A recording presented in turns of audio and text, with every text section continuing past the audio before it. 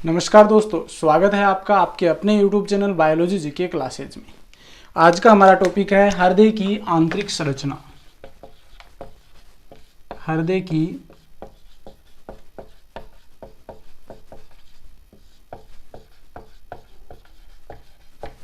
आंतरिक संरचना, internal structure of heart. पिछले वीडियो में हमने हृदय की बाह्य संरचना के विषय में देखा था कि पहले हमने बात की थी हृदय कितने प्रकार का होता है। दो प्रकार का होता है, एक न्यूरोजेनिक और मायोजेनिक। मनुष्य में पाया जाने वाला हृदय होता है वो मायोजेनिक होता है, क्योंकि उसमें जो संकुचन और शीतलन की क्रिया होती है वो पेशियों के द्वारा होती है, जो कि हृदय में पाई जाती है।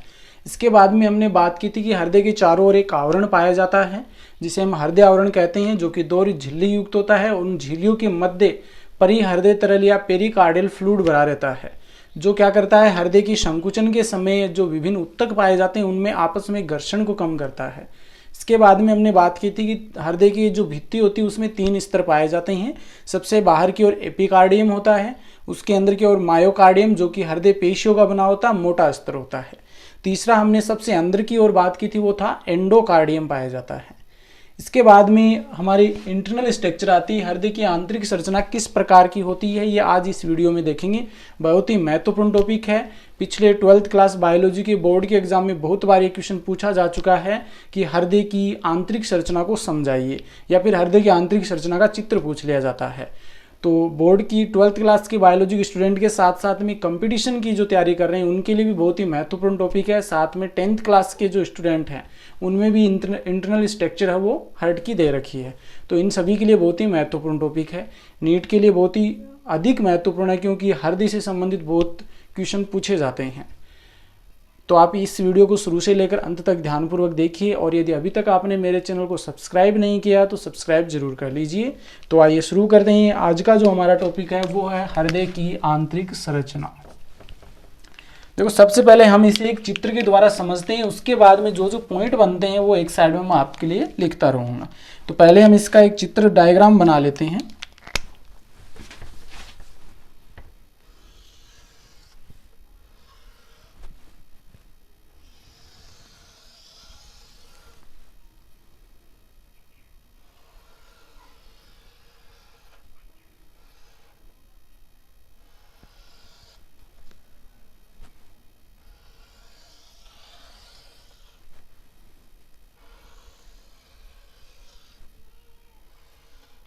जैसे इस प्रकार का होता नहीं है, पर समझने के लिए मैं आपको ऐसा डायग्राम बना देता हूँ। अगर एग्जाम में आप ये डायग्राम भी बना दोगे तो एकदम से राइट होगा आपका, कोई दिक्कत नहीं आएगी इसमें। तो देखो, ये वाला जो होता है ये होता है आपका आलिंद, यानी कि ये हो जाएगा दायां आलिंद।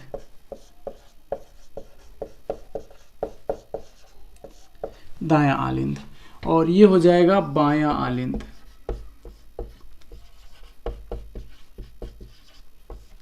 इसके बाद में जो नीचे वाला ये होगा दायां नीले, और ये हो जाएगा बायां नीले। यानी कि हृदय में चार कक्षक पाए जाते हैं जो कि इस प्रकार से होते हैं। सबसे पहले ऊपर वाले जो होते हैं वो आलिंद होते हैं। ये राइट साइड में वो राइट आलिंद हो जाएगा, लेफ्ट साइड में वो लेफ्ट आलिंद यानी कि बायां आलिंद हो जाएगा।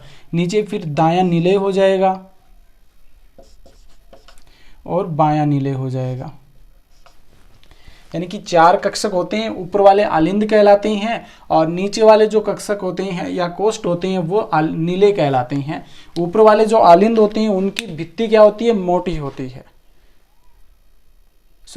ऊपर वाले जो आलिंद होते हैं उनकी भित्ति पतली होती है, जबकि नीचे वाले जो नीले होते हैं इनकी भित्ति मोटी होती है। इसका कारण आगे मैं आपको समझा दूंगा कि किस प्रकार से इनकी भित्ति है वो मोटी होती है। इसके बाद में हम आगे बात करें कि इनमें कौन कौन से कपाट पाए जाते हैं। दोनों में अलग अलग कपाट मिलेंगे आपको। जैसे आलिंद और नीले की, दाएं आलिंद और दाएं नीले की बात करें तो इनमें पाए जाने वाला जो कपाट होता है वो ट्राइकस्पिड यानी कि त्रिवलन कपाट होता है।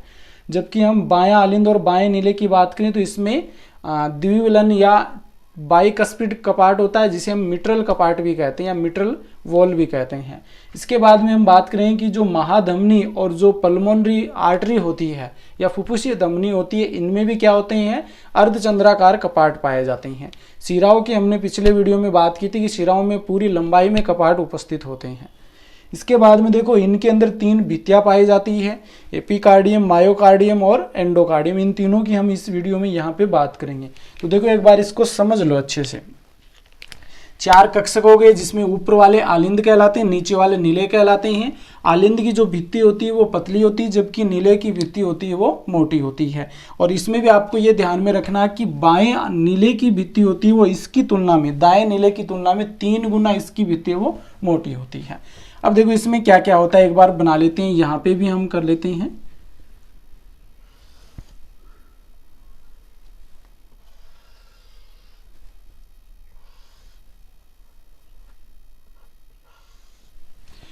यहां पर क्या होता है, त्रिवलन कपाट होता है। दाएं आलिंद और दाएं नीले के मध्य यहां पे त्रिवलन कपाट होता है। ये त्रिवलन कपाट हो गया, त्रिवलन कपाट, या इसे ट्राइकस्पिड वॉल कहते हैं। और यहाँ पे होता है द्विवलन कपाट, ये हो गया द्विवलन कपाट। इसे हम मिट्रल वॉल भी कहते हैं या फिर बाइकस्पिड वॉल भी कहते हैं। अब देखो आगे, इसमें यहां पर ये सबसे बाहर वाला जो अस्त्र होता है इसे कहते हैं हम एपिकार्डियम।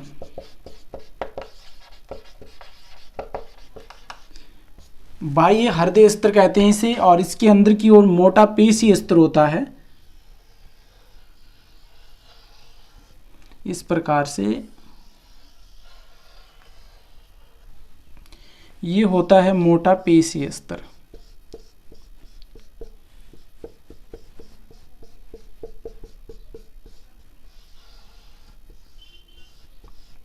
जो आपको रेड रेड इसमें नजर आ रहा है, ये पूरा क्या हो जाएगा, पेशियों का बना हुआ अस्त्र हो जाएगा, जिसे हम मायोकार्डियम कहते हैं।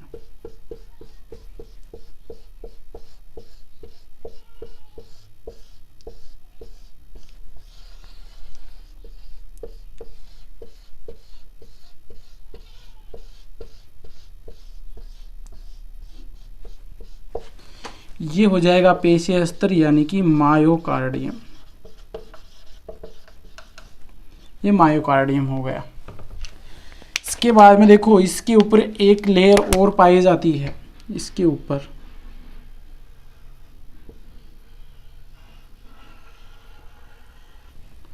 एक लेयर और होती है इसके ऊपर, जो कि अंदर वाला अस्त्र होता है, जिसे हम कहते हैं एंडोकार्डियम। और इसी प्रकार से यहाँ होती है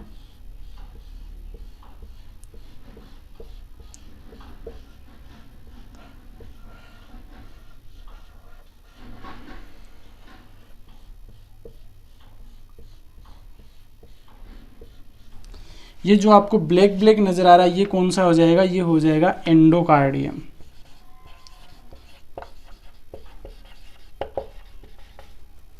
सबसे बाहर की ओर कौन सा हो गया, एपिकार्डियम। फिर जो पेशी अस्त्र होता है ये मध्य वाला, ये वाला मायोकार्डियम। फिर इसके अंदर जो ब्लैक ब्लैक मैंने बनाया, ये कौन सा हो जाएगा, एंडोकार्डियम हो जाएगा।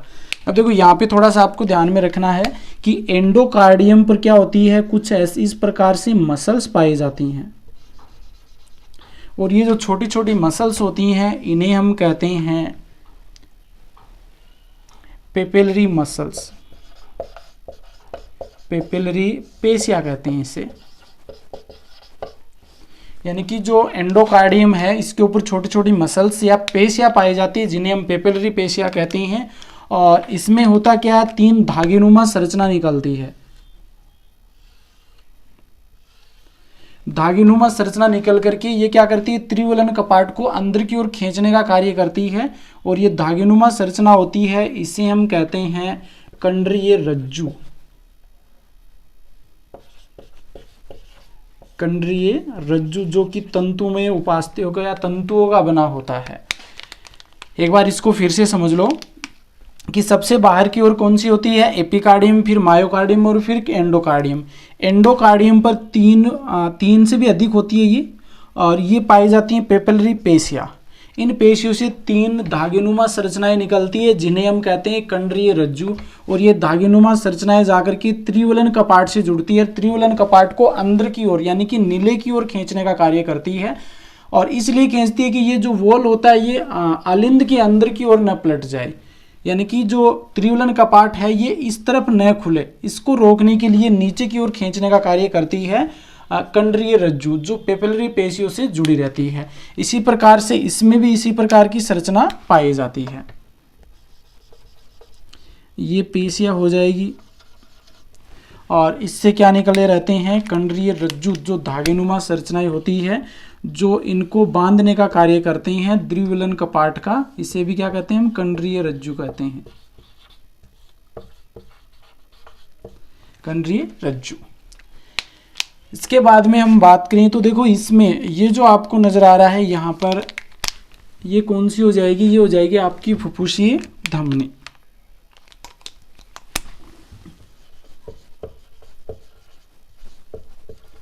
फुफ्फुसीय धमनी हो जाएगी, ये हो जाएगी फुफ्फुसीय धमनी, और ये हो जाएगी एओर्टा, या इसे महाधमनी भी कहते हैं। इसके विषय में हमने पीछे देख लिया है। अब देखो यहां पर आपके पाए जाते हैं फेफड़े, ऐसे एग्जाम्पल के लिए ऐसे बना देते हैं। ये आगे जाकर के 2 भागों में बट जाती है और दोनों फेफड़ों में चली जाती है। और इसमें भी क्या होता है, यहाँ पर पाया जाता है कपाट, और महाधमनी में भी यहाँ पर कपाट पाए जाते हैं। ये जो कपाट होती हैं इनको हम कहते हैं अर्धचंद्राकार कपाट, सेमी ल्यूनर वॉल, अर्धचंद्राकार कपाट।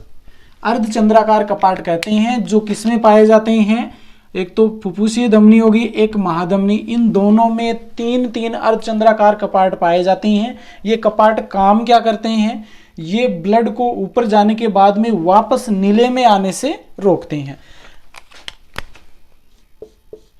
ये थोड़ी सी भित्ति मैं ठीक से बना देता हूँ, थोड़ा स्पष्ट नजर आ जाए कि नीले कौन सा है, आलिंद कौन सा है।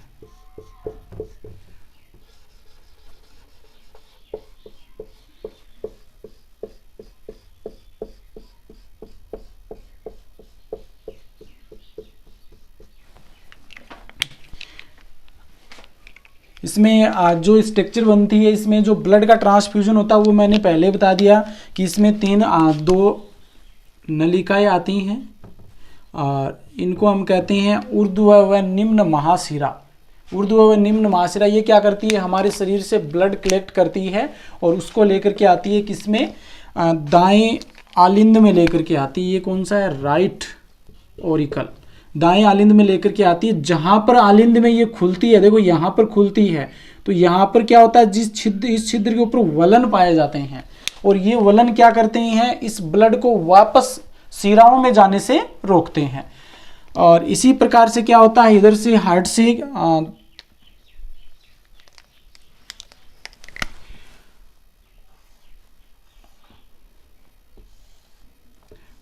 क्या होती है, आर्टरीज निकल करके आती है, सॉरी पल्मोनरी धमनी निकल करके आती है। ये कौन सी है, पल्मोनरी या फुफ्फुसीय शिरा हो जाएगी। फुफ्फुसीय शिरा निकल करके आती है फेफड़ों से, और ये शुद्ध रुधिर लेकर के आती है किसमें, और ये हो जाएगा लेफ्ट ऑरिकल, दाएं आलिंद में ब्लड लेकर के आती है। ये सामान्य जो संरचना होती है वो इस प्रकार से होती है हृदय की। एक बार फिर से हम इसको समझ लेते हैं। देखो हृदय में 4 कक्षक पाए जाते हैं, बायां आलिंद, और ये हो गया दायां आलिंद, ये बायां आलिंद ये हो जाएगा, और दायां आलिंद ये हो जाएगा, और नीचे वाले क्या हो जाएंगे, नीले हो जाएंगे। इस साइड में है तो ये तो दायां नीले हो जाएगा, ये बायां नीले हो जाएगा। अब इसके बाद में सबसे बाहर की ओर जो लेयर होती है जिसे हम एपिकार्डियम कहते हैं, और पेशियों की बनी हुई जो लेयर होती है उसे मायोकार्डियम कहते हैं। इसके अंदर की ओर जो आपको ब्लैक लाइनिंग में नजर आ रही है वो हो जाएगी एंडोकार्डियम। इस एंडोकार्डियम के ऊपर 3 पेशियां पाई जाती है जिन्हें हम पेपिलरी पेशिया कहते हैं। दायां आलिंद और दाएं नीले के मध्य जो कपाट पाया जाता है वो होता है त्रिवलन कपाट होता है, ट्राइकस्पिड वॉल होता है। जबकि बाएं आलिंद और बाएं नीले के मध्य जो कपाट होता है वो द्विवलन या बाइकस्पिड वॉल या इसे मिट्रल कपाट भी कहते हैं, मिट्रल वॉल भी कहते हैं। अब देखो ये जो पिपलरी पेशियां होती है इनसे 3 धागेनुमा संरचना निकलती है जो त्रिवलन कपाट को नीचे की ओर यानी कि नीले की ओर खींचे रखने का कार्य करती है, और इसका कार्य यही है कि इसको जो आलिंद है उसमें उल्टने से रोकती है। इसी प्रकार से इस तरफ भी क्या होती है, जो पिपलरी पेशियां होती है उससे 2 धागेनुमा संरचना निकलती है जो द्विवलन कपाट होता है उसको अंदर की ओर खींचने का कार्य करती है। इसके बाद में हम बात करें जो फुफ्फुसीय धमनी होती है ये वाली, ये जो फुफ्फुसीय धमनी होती है और महाधमनी, ये इन दोनों में क्या होते हैं 3-3 अर्धचंद्राकार कपाट पाए जाते हैं जो रुधिर को वापस नीलियों में आने से रोकते हैं। अब देखो यहाँ से इस तरफ से रुधिर आता है, इसमें आ गया, इससे रुधिर इसके अंदर आता है और यहाँ से रुधिर फिर चला जाता है किसमें, फेफड़ों में। फेफड़ों में इसका शुद्धिकरण होता है, यानी कि हृदय के दाएं भाग में अशुद्ध रुधिर होता है। अशुद्ध रुधिर कहाँ जाता है, फेफड़ों में। फेफड़ों में इसका ऑक्सीजनीकरण होता है और फिर शुद्ध रुधिर आता है फुफ्फुसीय शिरा द्वारा, और यहाँ से होता हुआ ये किस में आता है, बाएं आलिंद में आता है, बाएं आलिंद से बाएं नीले में, और बाएं नीले से फिर जाता है एओर्टा या महाधमनी में, और महाधमनी से हमारे पूरे शरीर में ट्रांसफर किया जाता है। ये होती है हमारे हृदय की संरचना। कुछ इंपॉर्टेंट पॉइंट्स और बनते हैं वो एक बार यहीं पे मैं समझा दूंगा आपको। इस चित्र को आप अच्छे से, डायग्राम है वो आपकी बुक में अच्छे से तैयार कर लेना, क्योंकि आप अगर ये डायग्राम भी बुक में बना करके आ गए, आंसर जो पेपर होते हैं उनमें बना करके आ गए, बोर्ड के एग्जाम है, तो आपका जो क्वेश्चन है वो गलत नहीं होगा। ये कुछ बुकों में ऐसा भी चित्र मिलता है, लेकिन जो सामान्यतः जिस प्रकार से बुक में मिलता है वो हम बनाते हैं तो वो थोड़ा हमें टफ नज़र आता है, लेकिन ये बनाएंगे इसमें सभी चीज़ें आपको इसमें नज़र आ रही है, कुछ भी चीज़ इसमें नहीं बची है। कुछ वो एवी नोड है, एससी नोड है, तो वो आगे आएंगे, वो जब हम कंडक्शन ऑफ हार्ट पढ़ेंगे तो उसके अंदर दोनों तीनों चीज़ों की हम बात करेंगे, जिसमें पुरकिंजे के तंतु आ गए, एससी नोड है, एवी नोड है, ये सभी नेक्स्ट वीडियो में हम बात कर लेंगे। तो इस वीडियो में हम इस चीज़ को आप समझ लीजिए, इस चित्र को आप, डायग्राम को है और वो आप बुक में बना लीजिए। अब आगे देखो, एक बार हम कुछ इंपॉर्टेंट पॉइंट्स बनते हैं वो यहीं पर हम समझ लेते हैं। यहाँ पर मैं मिटा देता हूँ इतना, इसको एक बार लिख भी देंगे जिससे कि आपको नोट्स के रूप में बना सकते हैं। अब देखो, हृदय जो होता है उसमें पाए जाते हैं 4 कक्षक, 4 कक्ष पाए जाते हैं। अब देखो, ये तो हो गया दायां आलिंद, ये हो गया बायां आलिंद, ये दायां नीले और ये बायां नीले। अब देखो, आलिंद और आलिंद के मध्य इन दोनों को अलग करने वाली एक पट पाई जाती है जिसे कहते हैं हम अंतर आलिंद पट, अंतर आलिंद पट, और इंग्लिश में भी हम इसे बोल देंगे inter auricle septum, inter auricle septum. इसके बाद में देखो, नीलियों के मध्य भी एक पट पाई जाती है जिसे हम कहते हैं अंतर नीले पट, अंतर नीले पट, या इसे कहते हैं इंटरवेंट्रिकुलर सेप्टम, इंटरवेंट्रिकुलर सेप्टम। इसके बाद में आलिंद और नीलियों के मध्य भी क्या होती है, एक पट पाई जाती है और इसको हम कहते हैं आलिंद नीले पट, आलिंद नीले पट कहते हैं, ऑरिकल वेंट्रिकुल सेप्टम। यानी कि जब आलिंद की बात करें तो आलिंद के मध्य पट होती है अंतर आलिंद पट, और नीले के मध्य होती है अंतर नीले पट, आलिंद और नीलों के मध्य होती है आलिंद नीले पट। अब देखो, इसमें थोड़ा सा क्वेश्चन है, यहाँ से बहुत बार पूछा जाता है, वो यहीं पे आपको बता देता हूँ।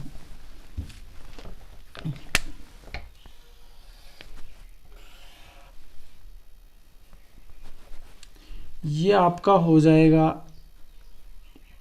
आलिंद, इस प्रकार से थोड़ा सा ऐसे उभार लिए हुए होता है, और ये हो जाएगा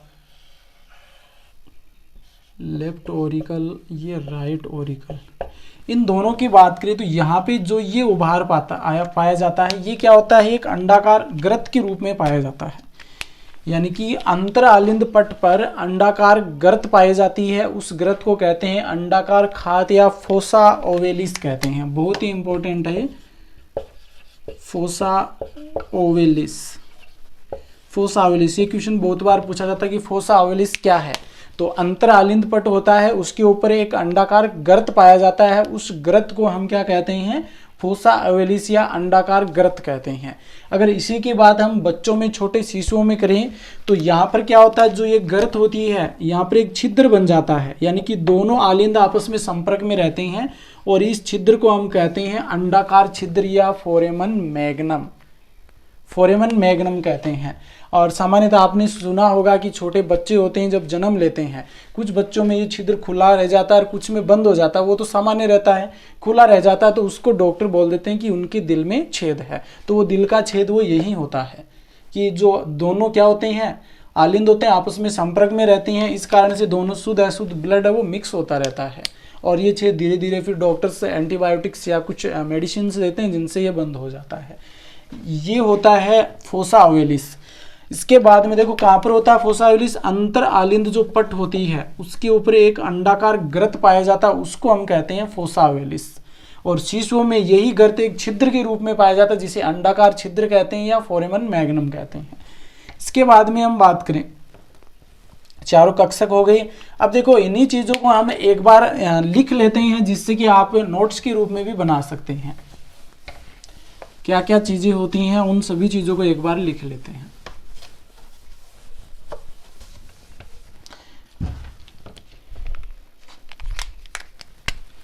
देखो हृदय में 4 कक्षक होते हैं, हृदय में 4 कक्ष होते हैं और चारों कक्ष की बात करें तो 2 आलिंद होते हैं, 2 आलिंद जो कि ऊपर वाले पतली भित्ति से बने, ऊपर वाले पतली भित्ति से बने जो होते हैं वो क्या कहलाते हैं, आलिंद कहलाते हैं। जबकि नीचे ही इसके क्या पाए जाते हैं, 2 नीले होते हैं और नीलों की जो भित्ति होती है, नीले जो कि नीचे वाले कक्षक होते हैं, नीचे वाले कक्ष, और इनकी जो भित्ति होती है वो कैसी होती है, मोटी होती है। आलिंदों की तुलना में इनकी भित्ति मोटी होती है। और इन आलिंदों में आपको ध्यान में रखना है कि दाएं नीले की तुलना में, दाएं नीले की तुलना में बाएं नीले की भित्ति मोटी होती है, नीले की भित्ति मोटी होती है, 3 गुना मोटी होती है, ये भी आपको ध्यान में रखना है। और कारण क्या है कि हृदय क्या करता है, पंप करता है, और पंप करने के बाद जो हृदय होता है नीले से धमनी के अंदर, महाधमनी के अंदर पंप किया जाता है, इस कारण से नीले की भित्ति होती है 3 गुना मोटी होती है। यानी कि ऊपर वाले दोनों आलिंद होते हैं जिनकी भित्ति पतली होती है, नीचे वाले 2 नीले होते हैं जिनकी भित्ति मोटी होती है, लेकिन दाएं नीले की तुलना में बाएं नीले की भित्ति 3 गुना मोटी होती है। इसके बाद में देखो हम बात करें तो दोनों आलिंदों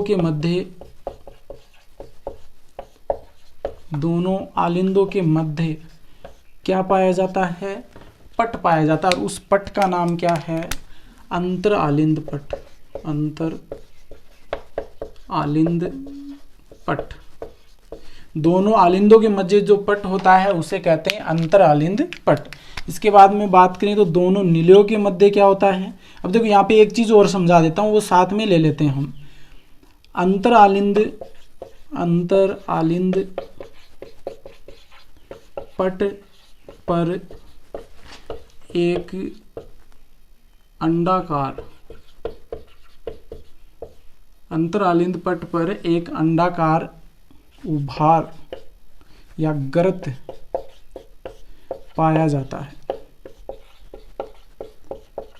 यानी अंतर आलिंद पट पर, बहुत इंपॉर्टेंट है, अंतर आलिंद पट पर एक अंडाकार गर्त पाया जाता है जिसे अंडाकार खात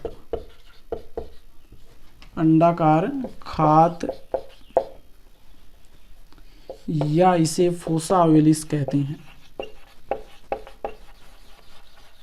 फोसा ओवेलिस कहते हैं। बहुत ही इंपॉर्टेंट है, यहाँ से क्वेश्चन कंपटीशन एग्जाम में भी पूछा जाता है और बोर्ड के एग्जाम में भी आता है कि अंतर आलिंद पट पर एक अंडाकार गर्त पाया जाता है जिसे अंडाकार खात या फोसा ओवेलिस कहते हैं। देखो इसमें इंपॉर्टेंट यहाँ से ही बन जाता है कि शिशु में अंतर आलिंद पट पर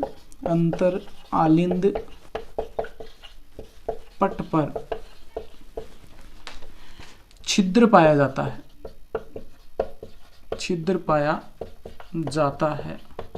जिसे अंडाकार छिद्र या फोरेमन मैग्नम कहते हैं, फोरेमन ओवेल कहते हैं, फोरेमन ओवेल कहते हैं। तो ये आपको ध्यान में रखना कि शिशु जो होते हैं उनमें अंतर आलिंद पट पर छिद्र पाया जाता है जिसे अंडाकार छिद्र या फोरेमन ओवेल कहते हैं। अब देखो इसके आगे हम बात करें, यहाँ तक क्लियर हो गई होगी बात।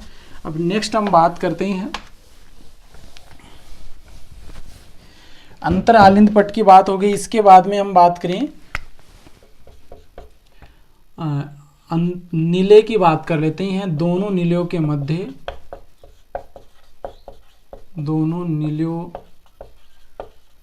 मध्य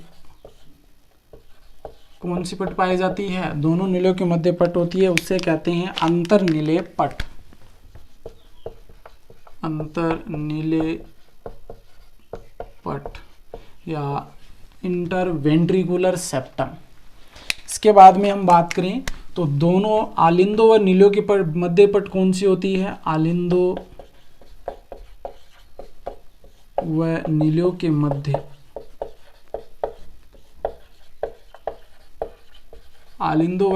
मध्य कौन सी पट होती है? तो ये होती है आलिंद नीले पट। आलिंद नीले पट पाई जाती है। इसके बाद में देखो 3 स्तर पाए जाते हैं, बाहर की ओर एपिकार्डियम, फिर इसके अंदर की ओर मायोकार्डियम और फिर एंडोकार्डियम। तो ये आपको ध्यान में रखना है। पहले कपाट की बात कर लेते हैं कि नीले बाएं आलिंद व बाएं नीले के मध्य द्विवलन कपाट पाया जाता है। द्विवलन कपाट पाया जाता है और इसे हम क्या कहते हैं? द्विवलन को बाइकस्पिड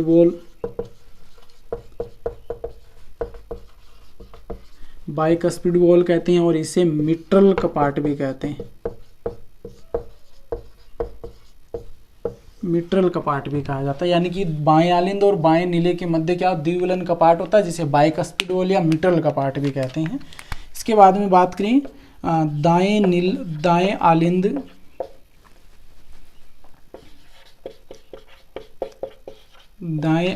व दाएं नीले के मध्य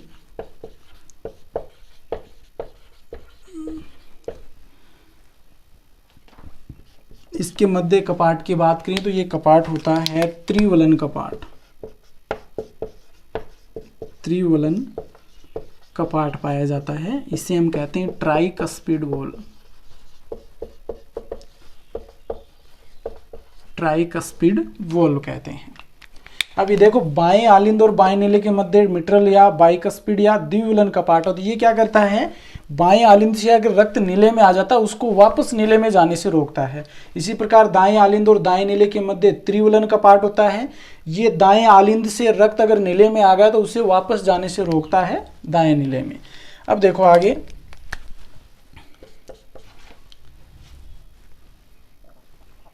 इसके बाद में देखो एंडोकार्डियम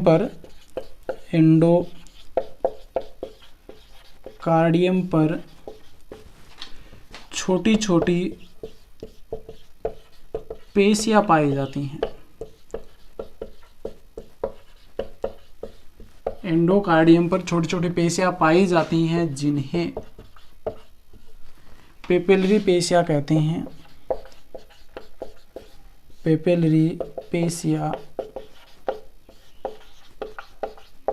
कहते हैं।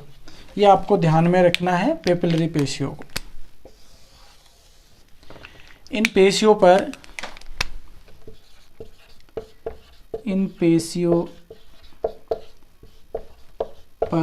कंडरीय रज्जु पाए जाते हैं। तंतुमय कंडरीय रज्जु पाए जाते हैं जो द्विवलन व त्रिवलन कपाटों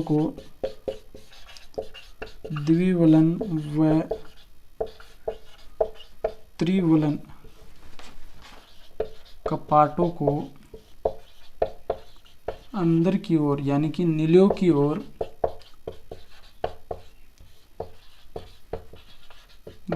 ओर खींचे रखने का कार्य करते हैं। खींचे रखते हैं जिससे ये कपाट आलिंदों में ना खुल सके। देखो इसमें एंडोकार्डियम पर क्या होता है, छोटी छोटी पेशियां पाई जाती है जिन्हें पेपिलरी पेशिया कहते हैं। ये पेपिलरी पेशियों से कंडरीय रज्जु निकलते हैं। ये रज्जु द्विवलन और त्रिवलन कपाटों को क्या करते हैं, अंदर की ओर खींचने का कार्य करते हैं। कंडरीय रज्जु क्या होती है, धागेनुमा संरचना होती है। ये द्विवलन और त्रिवलन कपाटों से जुड़ती है, जैसे चित्र में देखा था हमने। और इन कपाटों क्या करते हैं, अंदर की ओर खींचे रखने का कार्य करती है जिससे कि ये कपाट आलिंदों में न खुल सके। अब इसके आगे हम बात करते हैं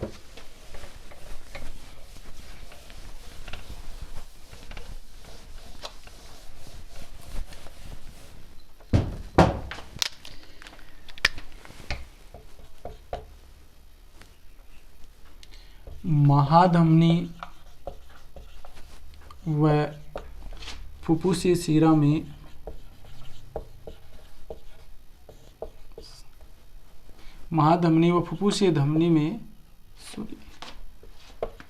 फुफ्फुसीय धमनी में तीन अर्धचंद्राकार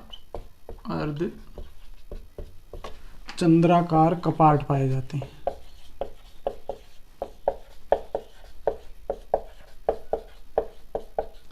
यानी कि महाधमनी और फुफ्फुसीय धमनी है, इनमें क्या होते हैं, तीन अर्धचंद्राकार कपाट पाए जाते हैं जो रुधिर को विपरीत दिशा में आने से रोकते हैं।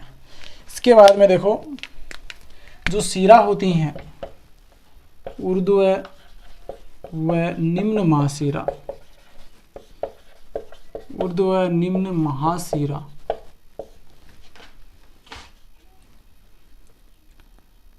ऊर्ध्व व निम्न महाशिरा जिस स्थान पर हृदय में खुलती है वहाँ वलन पाए जाते हैं।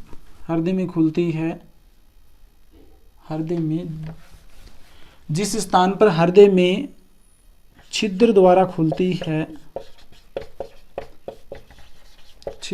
खुलती है वहाँ वलन पाए जाते हैं।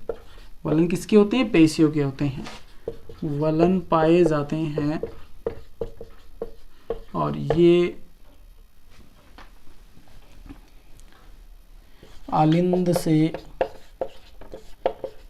से रुधिर को वापस शिरा में जाने से रोकते हैं। शिराओं में जाने से रोकते हैं। यानी कि ऊर्ध्व व निम्न महाशिरा जिस स्थान पर हृदय में खुलती है उस छिद्र पर वलन पाए जाते हैं और ये वलन आलिंद से रुधिर अगर वापस शिराओं में जा रहे तो उसको जाने से रोकते हैं। आलिंद से शिराओं में रुधिर को जाने से रोकते हैं। इसके बाद में बात करें, देखो इसमें जो पल्मोनरी यानी कि फुफ्फुसीय शिरा होती है वो आगे जाकर के दो भागों में बट जाती है, यानी कि फेफड़ों तक दो भागों में बटती है, जबकि फुफ्फुसीय धमनी ये आगे चार भागों में बट जाती है।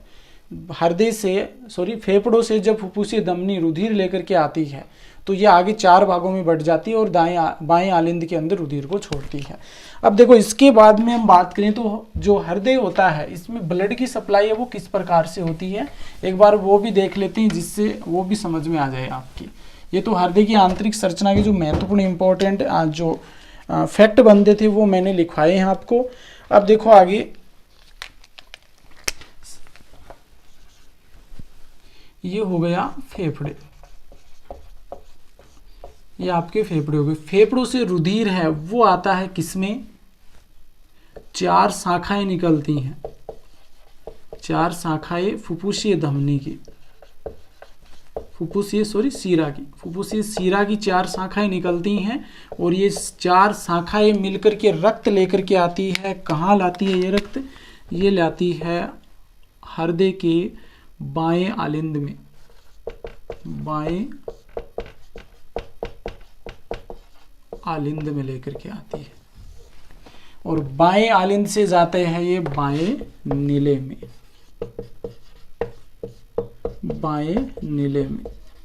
यहाँ पर क्या होता है, बाएं आलिंद और बाएं नीले के मध्य द्विविलन कपाट होता है। ये रक्त किस प्रकार का होता है, शुद्ध रक्त होता है, ऑक्सीजनित रुधिर होता है, शुद्ध रक्त होता है, बाएं आलिंद से बाएं नीले में आता है। और बाएं नीले से हम बात करें तो बाएं नीले से आगे ये जाता है फिर जो महाधमनी होती है, महाधमनी जिसे हम एओर्टा भी कहते हैं, और महाधमनी में जाता है शुद्ध रुधिर बाएं आलिंद से बाएं नीले से, और बाएं नीले से महाधमनी, और महाधमनी से जाता है फिर समस्त शरीर में, समस्त शरीर में ट्रांसफर कर दिया जाता है। अब देखो हृदय जो होता है, हृदय के अंदर बात करें तो हृदय में रुधिर कौन पहुंचाता है, ये आपका मान लीजिए हृदय हो गया। ये ट्रांसफर तो हृदय में होता है लेकिन हृदय की जो भित्ति होती है उन भित्तियों में रुधिर कौन पहुंचाता है, तो इसमें रुधिर पहुंचाने का कार्य बाएं नीले से निकलती है, बाएं नीले से कुछ शाखाएं निकलती है किसकी, कोरोनरी आर्टरी या कोरोनरी धमनी की। कोरोनरी धमनी होती है जो बाएं नीले से शुद्ध रुधिर लेकर के आती है और वो रुधिर हृदय की भित्तियों में पहुंचाती है। अब देखो यहाँ पर समस्त शरीर तक पहुंच गया। समस्त शरीर क्या करता है, जितने भी ऑर्गन्स टिश्यू वो ऑक्सीजन ले लेते हैं और रुधिर को क्या कर देते हैं, अनऑक्सीजनित या फिर इसमें से ऑक्सीजन निकाल लेते हैं, CO2 डाल देते हैं, फिर रुधिर किस प्रकार का हो जाता है, अशुद्ध रुधिर हो जाता है। रुधिर किस प्रकार का हो जाएगा, अशुद्ध रुधिर। और यहाँ से अशुद्ध रुधिर जाता है फिर ऊर्ध्व व निम्न महाशिरा, ऊर्ध्व व निम्न महाशिरा में, ऊर्ध्व व निम्न महाशिरा में रुधिर आता है। और ये कहाँ लेकर के आती हैं, ऊर्ध्व व निम्न महाशिरा लाती हैं दाएं आलिंद में, दाएं आलिंद में रुधिर को लाती है और ये रुधिर कैसा होता है, अशुद्ध रुधिर होता है। अब देखो हृदय में रुधिर शुद्ध रक्त पहुंचाने का कार्य कौन करता है, कोरोनरी धमनी करती है, जबकि हृदय की भित्तियों से अशुद्ध रुधिर लेकर के आती है कौन, ये अशुद्ध रुधिर ये लेकर के आती है कोरोनरी साइनस, कोरोनरी साइनस या इसे हम कहते हैं हृदय सीरा, इसे हृदय धमनी कहते हैं, इसे हृदय सीरा कहते हैं। और हृदय की भित्तियों से रुधिर अशुद्ध रुधिर आ जाता है दाएं आलिंद में और दाएं आलिंद से जाता है दाएं नीले में, दाएं नीले में।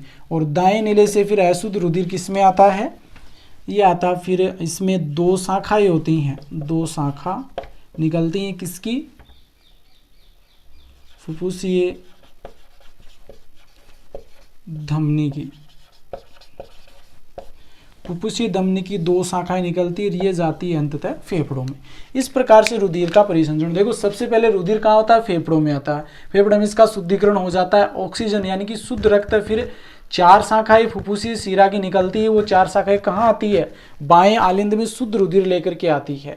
बाएं आलिंद से रुधिर जाता है द्विविलन कपाट के द्वारा कहाँ पहुंचता है, बाएं नीले में। और बाएं नीले से फिर महाधमनी, अर्धचंद्राकार कपाट होते हैं महाधमनी में, और बाएं नीले से रुधिर जाता है महाधमनी में। महाधमनी हमारे पूरे शरीर में ट्रांसफर करती है। अब देखो हृदय की जो भित्तियां होती है, हृदय की भित्तियों में रुधिर पहुंचाने का कार्य कौन करती है, कोरोनरी धमनी। शुद्ध रुधिर पहुंचाने का कार्य कौन करती है? कोरोनरी धमनी करती है।